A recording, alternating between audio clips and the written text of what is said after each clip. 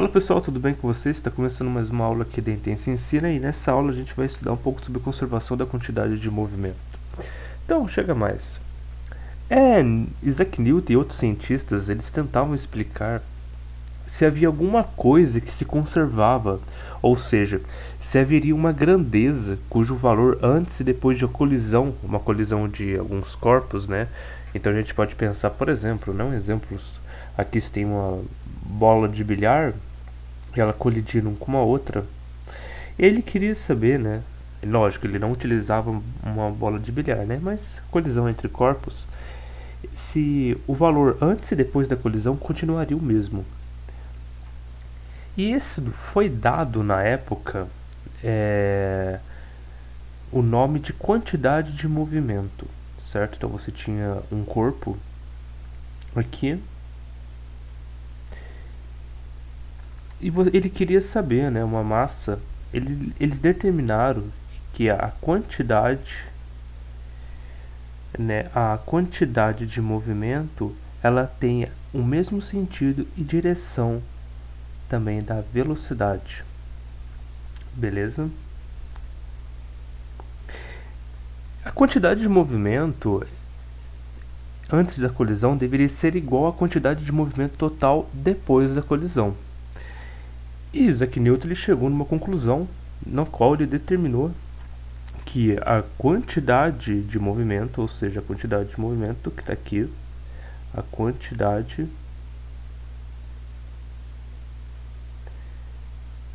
de movimento é igual à massa, ou seja, a massa do nosso corpo,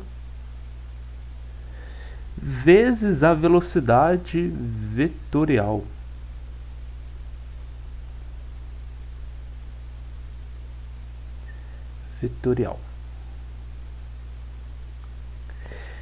E para determinar a unidade dessa quantidade de movimento, a gente pode analisar da seguinte forma. Ou seja, a unidade de massa é quilo e da velocidade é metros por segundo, ok? Isso daqui fica quilo metros por segundo a menos 1. Isso daqui é a unidade da quantidade de movimento. Para continuar o nosso estudo, a gente pode supor o seguinte: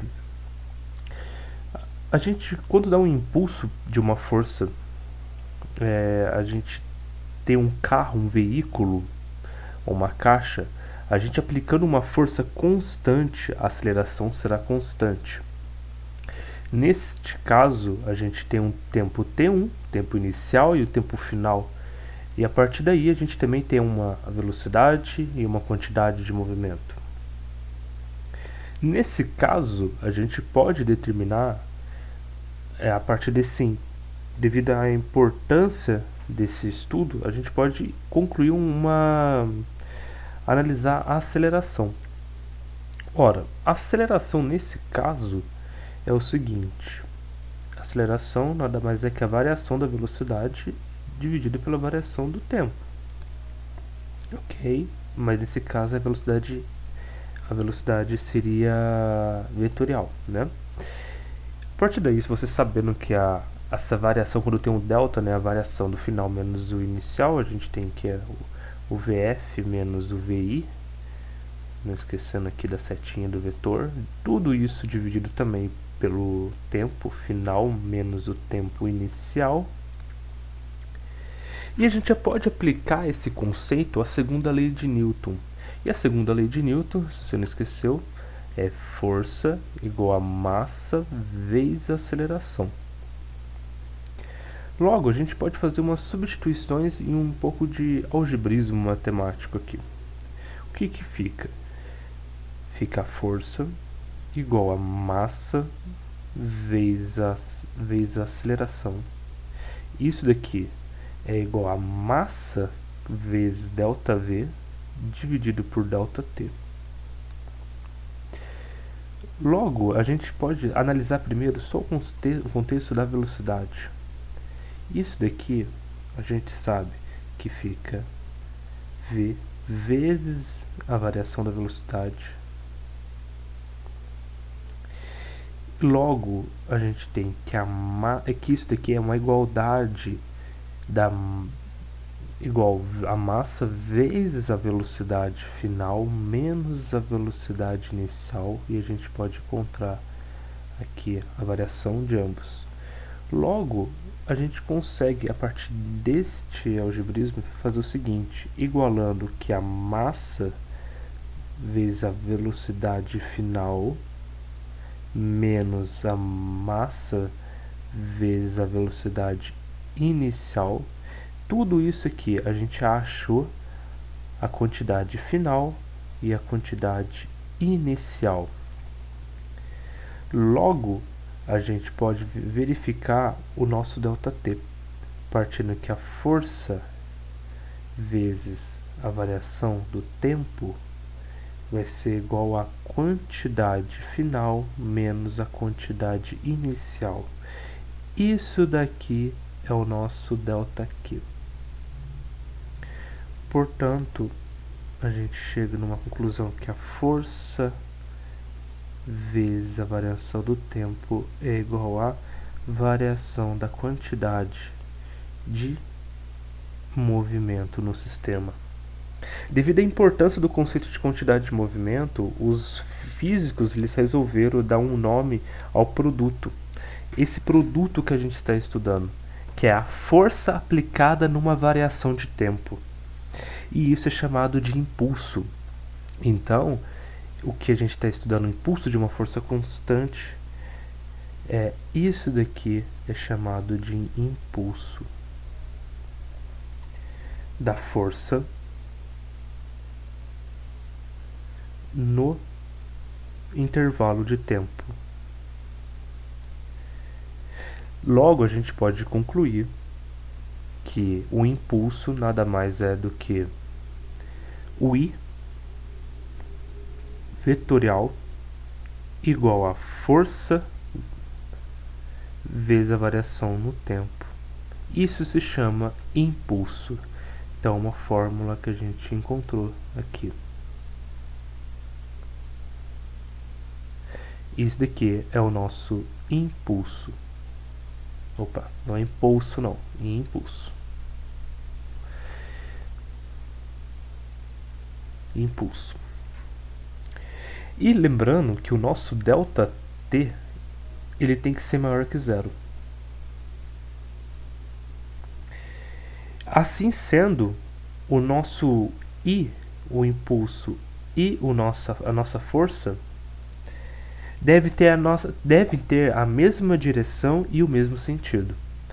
Então, deve ter o mesmo sentido e direção. Certo? E logo, né, claro, como a gente pode ver na igualdade, né, que logo o impulso ele também é, né, a variação da quantidade de movimento, certo? Também aqui, para a gente ir analisando nas equações que a gente trabalhou, a gente chega nessa conclusão aqui também. E para saber, né, a gente tem que também saber qual que seria a nossa unidade no caso de impulso, nada mais é do que impulso, seria, a gente sabe que é a força vezes o ΔT. A unidade a gente sabe que a força é Newton e tempo é segundo. Logo, a gente sabe também que Newton vezes segundos é igual a 1 km por segundo também. Então a unidade é Newton por vezes segundos, tá bom? Então essa aqui é a nossa unidade. E ela também pode ser representada por isso daqui. Ok? Então, Mas assim, concluindo talvez essa parte, a gente pode escrever da seguinte forma: que o impulso de uma força constante, então vamos colocar aqui, o impulso de uma força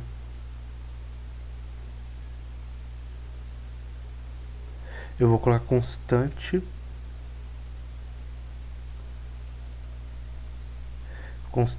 F num intervalo, no caso intervalo de tempo, tá bom? Então intervalo de tempo delta t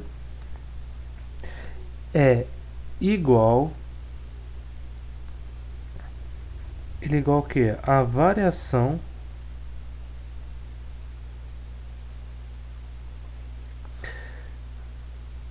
da quantidade de movimento produzida, no caso,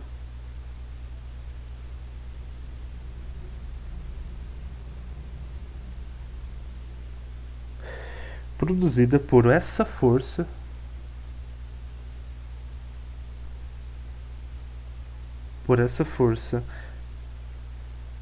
no intervalo de tempo.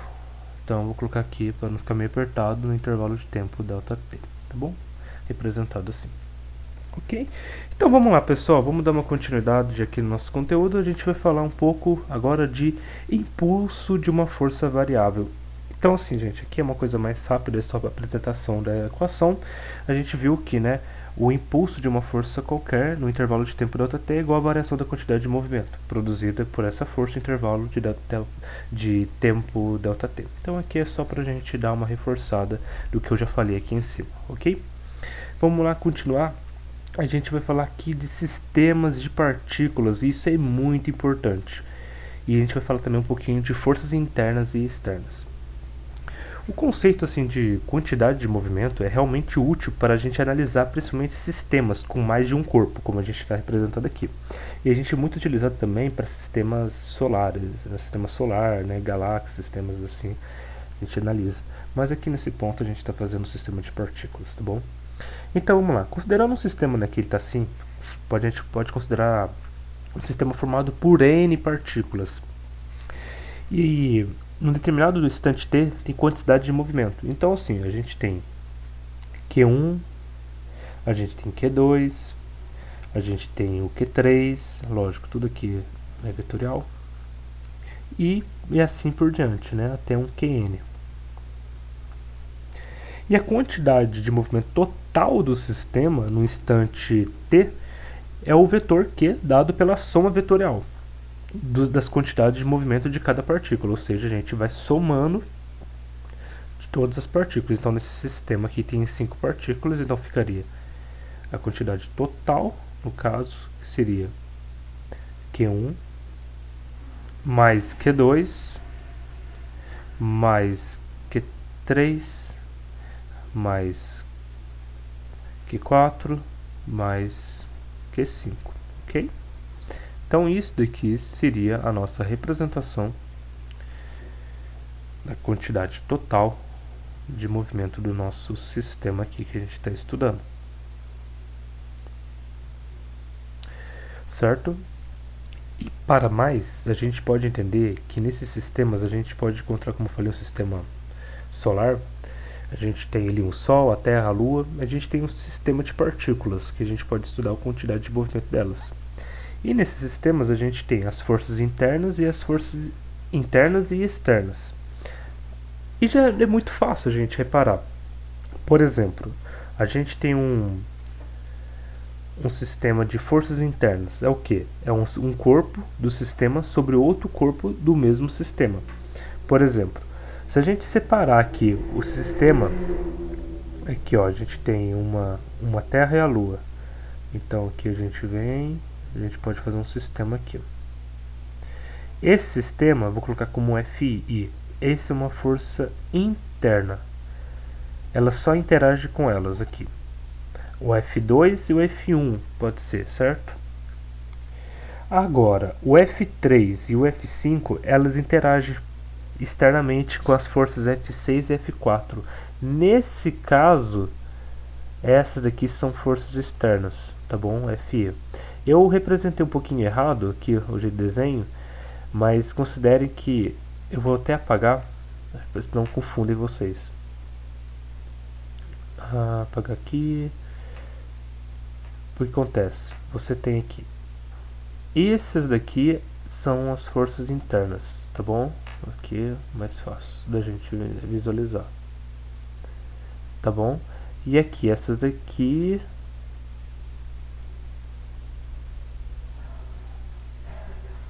é pra gente entender melhor. Aqui, ó. Essas forças aqui, elas são o F2 e o F1 são forças internas, e a F3 e a F5 elas interagem com forças externas, que é a F6 e a F4, ok? Então, antes da gente classificar uma força como interna ou externa, devemos deixar claro qual é o sistema, né? Uma mesma força, né, ela pode ser interna em relação ao sistema e externa em relação a outra. Então a gente tem que ter esse cuidado quando a gente for estudar. E lembrando, é bom deixar claro, vou até escrever aqui, o seguinte, a força, é bem um pouco óbvio isso, mas é bom ressaltar, que a força externa ela é igual a zero se o sistema é isolado de forças, tá bom?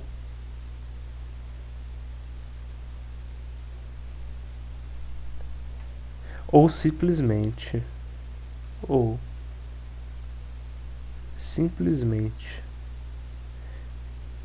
isolado, tá bom? E agora a gente vai falar um pouco sobre o princípio da conservação da quantidade de movimento. E aí o que acontece? A gente tem esses dois corpos, o A e o B, e você sabe que em módulo eles são iguais. Aqui você tem a força de FA é igual a de FB em módulo, mas elas têm um sentido oposto. Nesse caso, FA vai ser menos FB. E quando a gente analisa isso para a questão do impulso, teremos o mesmo resultado. A gente vai ter que o impulso em módulo de A, ele vai ser igual ao impulso de B. Só que quando for tirar o módulo, vai ter o sinal aqui negativo em B. E a partir daí, quando a gente analisar também a quantidade de movimento, terá também em módulo a mesma orientação. Em módulo elas são iguais. E quando for analisar sem o módulo, vai ter o negativo, tá bom? Aqui. E você vai ter aqui, tá bom? E a partir daí, quando a gente jogar a gente isolar e igualar a zeros aqui, a gente pode pegar a quantidade mais a quantidade de A mais a quantidade de B, variação, isso é igual a zero. Ou seja, a quantidade, nesse caso, vai ser a soma das duas quantidades vai ser igual a zero. O que isso quer dizer? Que as forças de FA e FB, elas podem alterar as quantidades de movimento dos corpos A e B, mas não altera a quantidade de movimento total, porque a quantidade de movimento total ela é constante. Então perceba que a quantidade de movimento é constante, mesmo que variem as quantidades de movimento A e B, entendeu? Mesmo que se variar, ela vai ser constante, variar a quantidade de movimento de A e B. E a gente pode chegar numa conclusão que o impulso de uma força, ela vai ser O impulso de uma força ela vai ser igual à variação da quantidade de movimento produzida pela força. Assim, o fato de termos, né, esse termo aqui que a gente acabou de achar, que o impulso ele vai ser o impulso de A é igual a menos o impulso de B, significando que as variações das quantidades de movimento, neste caso aqui, dos corpos A e B, são opostos e têm o mesmo módulo, como a gente viu aqui. A gente viu como os módulos aqui se interagem nesse sistema, tá bom? E concluindo, a gente pode chegar no seguinte, importantíssimo, que para você sair dessa aula entendendo o que é princípio da conservação da quantidade de movimento, que é a quantidade, aqui vocês vão levar, vou colocar aqui em verde para vocês, que é a quantidade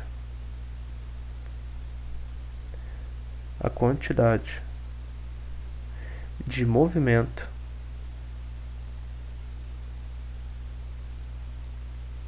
de um sistema